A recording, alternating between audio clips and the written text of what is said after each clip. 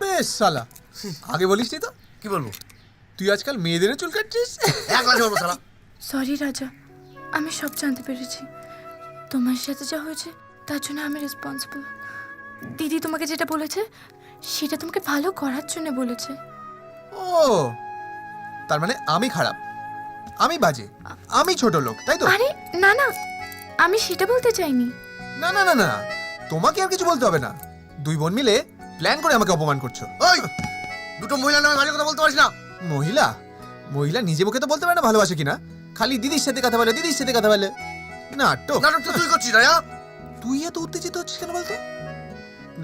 ঠিক আছে, চাপ নেই, তুই খালি জিজ্ঞেস কর আমাকে ভালোবাসে কিনা। ব্যাস হয়ে গেল, বলে দাও। কি বারবার বলতে হবে করছো? যদি ভালো না বাসতাম তাহলে বউ এসে সরি বলতাম। ওকে, আমি যদি কাজ না করি, রোজগার না করি, আমি যদি ঘুরে বেড়াই, যদি বলছিস কেন, তুই তো এগুলোই করিস। চল কন্টিনিউ চলে যা। তাহলে কি তুমি আমি বিয়ে করবে? তুমি একটা জিনিস বুঝতে পারছো না রাজা, যখন তুমি রোজগার করা শুরু করবে তখনই আমি বাড়িতে তোমাকে বিয়ে করার কথা বলতে পারবো। ও, একদিকে প্রেম আর অন্যদিকে গেম।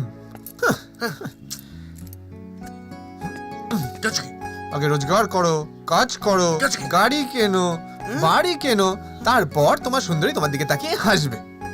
এবার বুঝেছিস কেন নাটক করছিল বললাম? ওকে যেতে বল। তোমাকে বোঝানোটাই আমার ভুল হয়েছে।